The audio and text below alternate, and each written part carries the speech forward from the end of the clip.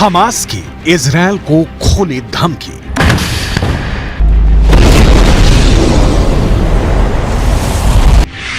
एक भी बंधक जिंदा वापस नहीं जाएगा। नेतन्याहू की खामोशी से उठे सवाल। 137 बंधकों का क्या होगा?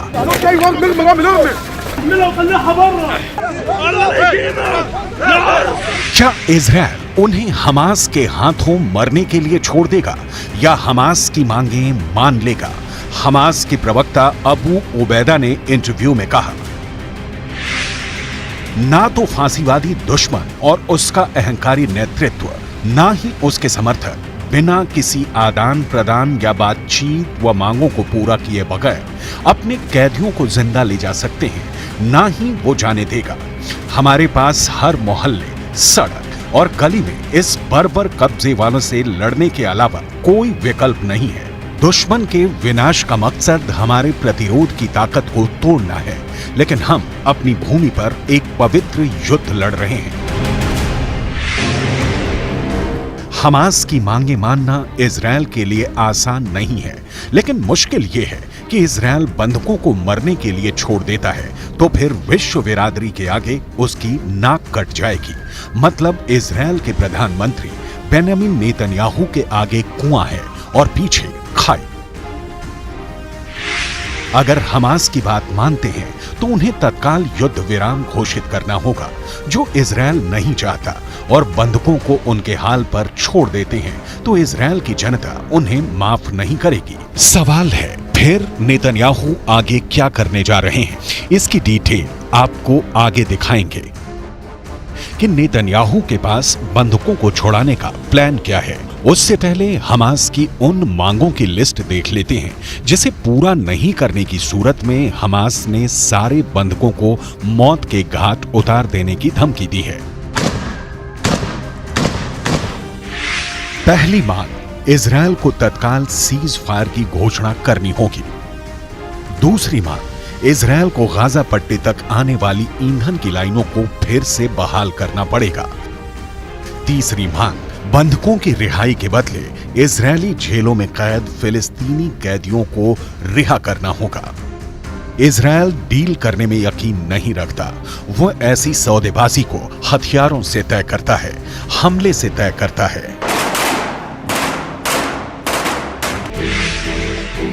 इजरायल की सेना का कहना है कि उसने 24 घंटे में 250 टारगेट को निशाना बनाया। इन हमलों में 297 फिलिस्तीनी लोगों की मौत हुई है, 500 से ज्यादा घायल हो गए हैं। हमास ने कहा है कि 7 अक्टूबर से अब तक 18,000 से ज्यादा फिलिस्तीनी मारे गए हैं। इजरायल का कहना है कि उसने 7,000 हमास के आतंकियों को मार गिराया है। ऐसा करते हुए इजरायल के 98 जवान शहीद हो गए हैं और 600 से ज्यादा जख्मी हुए हैं। हर युद्ध की कीमत चुकानी पड़ती है, लेकिन इसकी सबसे ज्यादा कीमत तो बंधक चुका रहे हैं। इन बंधकों को 7 अक्टूबर को हमास गाजा उठाकर ले आया और तब से अब तक इनके सिर पर हमास की बंदूकें तनी हुई हैं। हमास ने बहुत सोची समझी रणनीति के तहत इजरायल से लोगों को अगवा किया था। हमास का मकसद ही था कि इजरायली लोगों को अगवा करके रखेंगे और जब बाजी पलटने लगेगी तो इजरायल से बंधकों की जान का सौदा करेंगे। हमास वही कर रहा है, लेकिन हमास की परेशानी ये है कि नेतन्याहू बावजूद इसके गाजा की तबाही पर रोक नहीं लगा रहे हैं। क्यों? इसे जानने के लिए आपको सिर्फ 2 मिनटों का इंतजार करना होगा, क्योंकि उससे पहले बंधकों की पूरी डिटेल समझनी जरूरी है। इजरायल और हमास के बीच संघर्ष विराम हुआ था, जो 1 सप्ताह के बाद 1 दिसंबर को टूट गया। इसमें 105 बंधकों को हमास ने रिहा किया था, जिसमें से 80 इजरायली थे। इनके बदले इजरायल ने 240 फिलिस्तीनी कैदियों को रिहा किया था। इजरायल का कहना है कि अब भी 137 बंधक हमास के कब्जे में हैं। हमास 137 बंधकों के बदले इजरायल को झुकाना चाहता है, लेकिन नेतन्याहू के रुख को देखकर नहीं लगता कि वो इस वक्त किसी भी तरह के समझौते के मूड में है। यूएन में अमेरिका ने जब युद्ध विराम के प्रस्ताव पर वीटो किया तो इसका मतलब यही निकलता है कि इजरायल हमास का पूरा सफाया करके ही दम लेना चाहता है। लेकिन इस बीच वो बंधक है जिनके परिजनों का रो रो कर बुरा हाल है। इस बीच कतर है जिसका कहना है कि फिर से सीज फायर कराने की कोशिशें जारी हैं।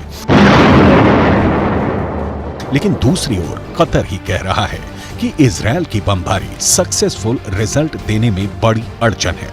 मतलब कतर भी चाहता है कि जैसे पहली बार सीज फायर के दौरान बंधकों के बदले फिलिस्तीनी कैदियों को इजरायल ने रिहा किया, उसी तरह एक बार फिर किया जाए। लेकिन नेतन्याहू सख्ती दिखा रहे हैं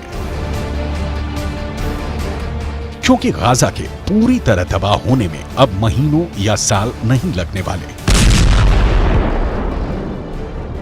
इजरायल चाहता है कि जब उसका गोला बारूद चलना बंद हो उससे पहले हमास का सूपड़ा साफ हो जाए, लेकिन समस्याएं कई हैं।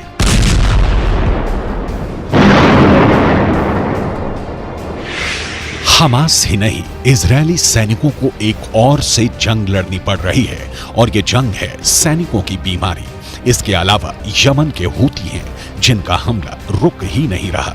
इसके साथ ही हिजबुल्लाह है जो लगातार धमकी देते हैं, और तो और ईरान है जो लगातार इन संगठनों को खाद पानी देता है। बेंयामिन नेतन्याहू सत्ता में सुरक्षा की गारंटी देने के साथ आए थे, लेकिन 7 अक्टूबर के हमले ने उनकी गारंटी की चिंदी बिखेर दी। अब नेतन्याहू के सामने युद्ध है और इस युद्ध में इजरायल की जीत की गारंटी पूरी करनी है, लेकिन नेतन्याहू फंस गए हैं। इजरायल के डॉक्टरों का कहना है कि गाजा के अभियान में लगे कई सैनिक पेट की एक गंभीर बीमारी से पीड़ित हो गए हैं, जिसे वो शिकला कहते हैं। कहा जा रहा है कि साफ सफाई के खराब माहौल और युद्ध क्षेत्र में दूषित खाने के कारण ये बीमारी फैल रही है। ये खाना शिगेला और हानिकारक बैक्टीरिया से दूषित हो जाता है। परिवहन के दौरान इस भोजन को ठंडा भी नहीं किया जाता है, जिसके चलते बैक्टीरिया इसमें बने रहते हैं, और जब उस भोजन का सेवन किया जाता है तो सैनिक बीमार पड़ जाते हैं। इजरायल की सेना उत्तरी गाजा में इस वक्त भयंकर तबाही मचा रही है। गाजा का मोर्चा इजरायली सेना के लिए जाना पहचाना है। गाजा इजरायल के बीच की दूरी भी कोई समस्या नहीं है, लेकिन युद्ध जैसे जैसे लंबा खिंच रहा है, मुश्किलों का आना लाजमी है। शिगेला बैक्टीरिया का एक प्रकार है। जब ये शरीर के अंदर प्रवेश होता है तो पेचिस का कारण बनता है, जिसे शिगेलोसिस कहा जाता है। इसके लक्षणों में बुखार, खून या लंबे समय तक रहने वाला दस्त, पेट में गंभीर ऐंठन या डिहाइड्रेशन शामिल है।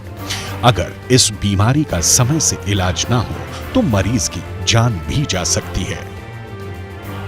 7 अक्टूबर को इजरायल ने 1400 लोगों को खोया और उसके बाद 98 सैनिक उसके मारे गए हैं। इजरायल अपने जवानों को उच्च स्तर की ट्रेनिंग देता है। गाजा में बीमारी के फैलने के बाद नेतन्याहू सरकार एक्शन में है। सैनिकों को स्वस्थ रखने के साथ ही गाजा को इजरायली डिफेंस फोर्स खाक बना रही है, और सिर्फ गाजा ही नहीं, इजरायल यमन पर हमले की भी तैयारी कर रहा है। इजरायल के राष्ट्रीय सुरक्षा सलाहकार तजाची हानेगबी को सुनिए। इजरायल हूथी विद्रोहियों को रोकने के लिए दुनिया को संगठित होने का कुछ समय दे रहा है, क्योंकि ये एक वैश्विक मुद्दा है। लेकिन अगर दुनिया कोई व्यवस्था नहीं कर सकी तो हम नौसैनिक घेराबंदी हटाने के लिए कार्रवाई करेंगे। इजरायल को आज नकल हूथी और हिजबुल्लाह जैसे संगठनों से दो हाथ करना ही होगा, क्योंकि हमास के खात्मे के बाद ये संगठन ईरान के नेतृत्व में ज्यादा एक्टिव होंगे। यमन के हूथी और हिजबुल्लाह दोनों ईरान की तरह शिया हैं, लिहाजा ईरान सुन्नी हमास की तरह इन संगठनों के पीछे से हाथ भी नहीं खींचने वाला। इसीलिए इजरायल की हमेशा से कोशिश रही है कि जब सफाई हो रही है तो लगे हाथ हूथी और हिजबुल्लाह दोनों को साफ कर दिया जाए। यहाँ हूथी विद्रोहियों के बारे में कुछ दिलचस्प जानकारी देख लीजिए। यमन के हूथी विद्रोही 2014 से सऊदी अरब के समर्थन वाले गठबंधन के खिलाफ गृह युद्ध लड़ रहे हैं। 7 अक्टूबर को जब हमास ने इजरायल पर हमला किया तो इनकी समुद्री गतिविधियां बढ़ गईं। यमन से लाल सागर होते हुए हूथी इजरायल को निशाना बना रहे हैं। हूथी विद्रोहियों के मामले को नाकाम करने के लिए अमेरिका ने लाल सागर में अपना युद्धपोत तैनात किया है।